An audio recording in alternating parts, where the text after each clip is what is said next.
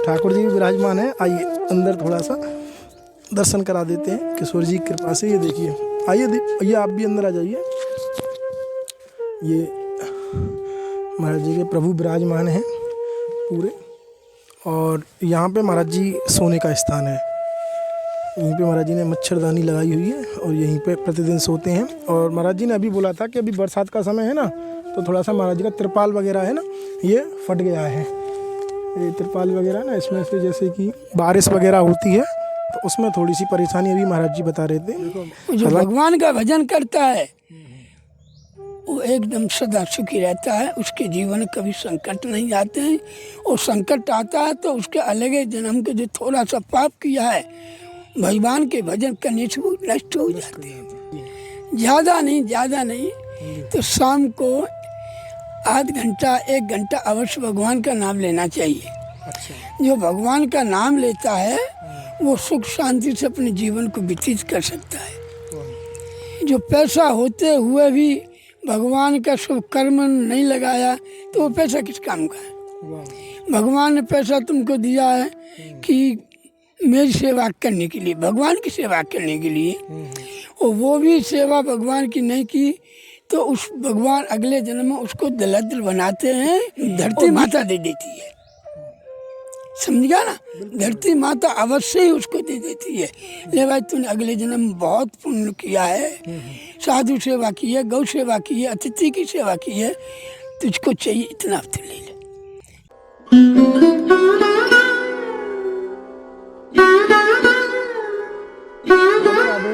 सभी भक्तों को संत यात्रा में राधा रानी की असीम कृपा से आप सभी को संतों को दर्शन करने के आपके साथ साथ हमें भी लाभ हो रहा है, क्योंकि आप सबके बहाने से हमको भी संतों की बड़ी कृपा प्राप्त हो रही है।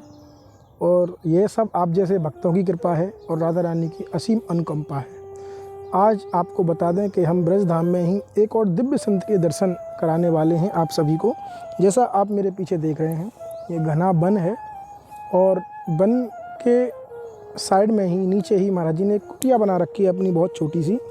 महाराज जी कुटिया के भी दर्शन मैं आपको कराऊंगा। और महाराज जी यहाँ पे दिन और रात रहकर राधा नाम का जप करते हैं। महाराज जी का अनुभव, महाराज जी की वाणी, महाराज जी कैसे संयम के साथ में यहाँ रहते हैं, वही कांटा लग गया। चल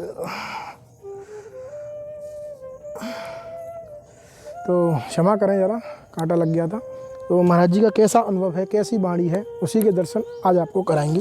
आइए मेरे साथ। ये महाराज जी के बर्तन इत्यादि हैं, यहाँ जंगल में रहते हैं महाराज जी और बुजुर्ग महात्मा हैं। आप भी पूरा सत्संग सुनिएगा आनंद के साथ में। ये महाराज जी की कुटिया है, दिखाइए भैया ज़रा।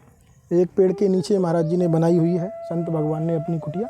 और ये महाराज जी का गेट, यहाँ पे गेट लगाया हुआ है जालीनुमा, क्योंकि बंदर की अधिकता बहुत है। जिस जगह पे महाराज जी विराजते हैं वहाँ पे बहुत ही ज़्यादा मात्रा में बंदर है, इसीलिए महाराज जी ने पूरी कुटिया में ये जाल लगाया हुआ है। इसी में महाराज जी को रात और दिन निवास करते हैं। महाराज जी कुटिया के बाहर बैठे हुए हैं यहाँ पे, क्योंकि आपको बता दूँ कि ब्रज में बारिश भी है, ठंडक भी हो चुकी है इस समय और बहुत ही आनंद आ रहा है। मतलब मौसम अनुकूल है ब्रज घूमने के लिए, तो आप सब भी ब्रज धाम पधार सकते हैं। आइए मेरे साथ महाराज जी का अनुभव जानते हैं। महाराज तिरपाल की कुटिया है। महाराज जी तिरपाल फट गया है महाराज जी।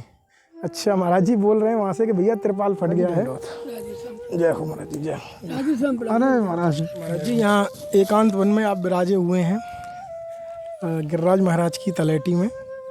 तो महाराज जी कैसा अनुभव है, कैसा आनंद है यहाँ पे, और कितने समय से आप विराजे हैं? देखो भैया जी, हमको 5-6 वर्ष हो गए यहाँ रहते रहते। अच्छा महाराज जी। और गिरिराज जी की तलेटी में आनंद ही आनंद आता है। गिरिराज जी का भजन करने में बहुत आनंद आता है। हमारे सर्व देवता आते हैं और चले जाते हैं, दर्शन दे के आते हैं चले जाते हैं। अच्छा महाराज, कुटिया में आते रहते हैं। देखो महाराज जी कितने सरल हृदय हैं, बोल रहे हैं सर्व देवता आते हैं भैया और कुटिया में आके चले भी जाते हैं। अच्छा महाराज जी, तो महाराज जी कैसा अनुभव है यहाँ पे और कैसा आनंद मिलता है इस तलेटी में? देखो ये ठाकुर जी का चरणबिंद है जी।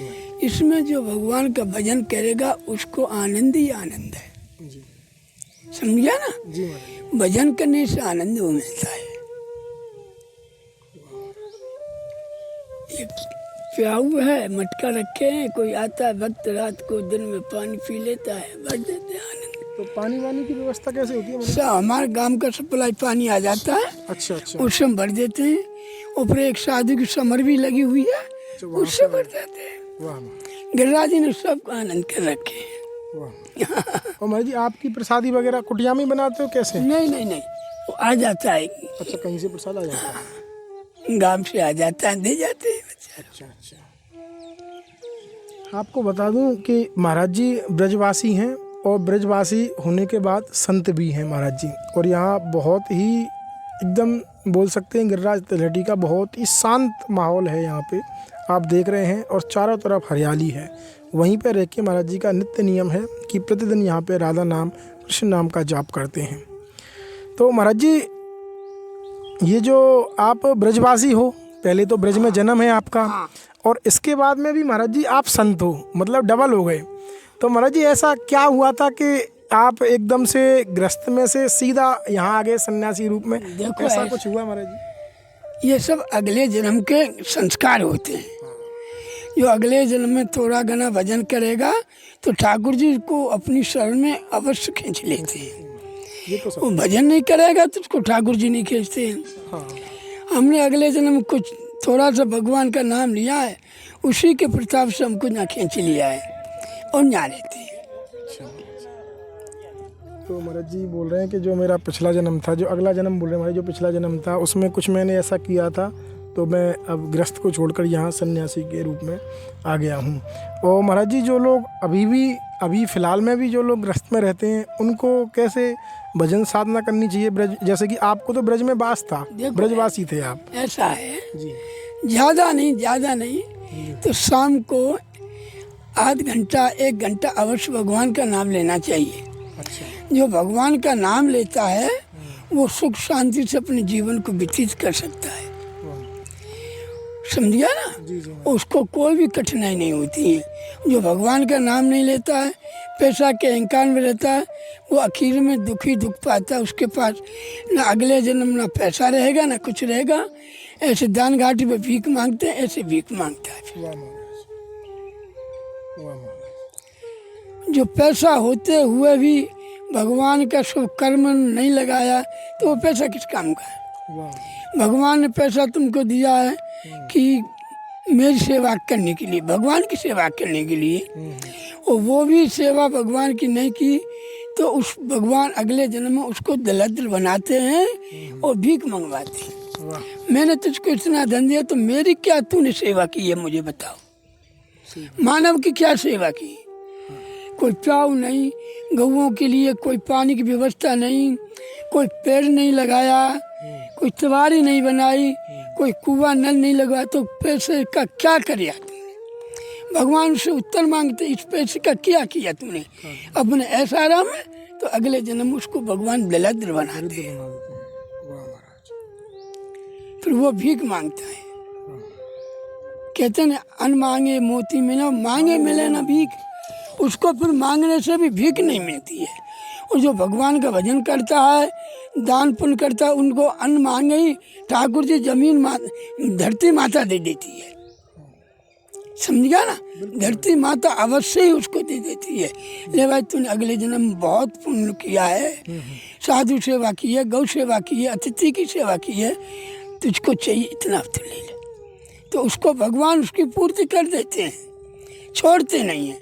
और जो करता नहीं है उसको दरिद्र बनाते हैं। सत्य महाराज। देखो जो भगवान का भजन करता है वो एकदम सदा सुखी रहता है, उसके जीवन में कभी संकट नहीं आते हैं। और संकट आता है तो उसके अलग जन्म के जो थोड़ा सा पाप किया है भगवान के भजन करने से वो नष्ट हो जाते हैं। जब तक भगवान का भजन नहीं करोगे जब तक वो पाप नष्ट नहीं होंगे। महाराज जी ने कितना सूक्ष्म शब्दों में बताया है कि राधा रानी की कृपा से, भगवान की कृपा से आप सभी भक्तों को जो भी धन प्राप्ति हुई है, पुत्र प्राप्ति, वो आपका है। अगर सांसारिक दृष्टि से देखें तो वो आपका है, लेकिन आप भागवत दृष्टि की तरफ जाएंगे तो उसमें से थोड़ा अंश, भगवान ने आपको इतना धन दिया है, थोड़ा अंश जैसे कि 100 रुपया है, 100 रुपये में से 10 रुपये आपको भगवत प्राप्ति के लिए, या जैसे कि महाराज जी ने बोला गौ के लिए, कहीं पे प्याऊ लगानी है पानी के लिए, या यहाँ पे आपको लगता है कि यहाँ पे वास्तविकता में ज़रूरत है, वहाँ पे आप दे सकते हैं।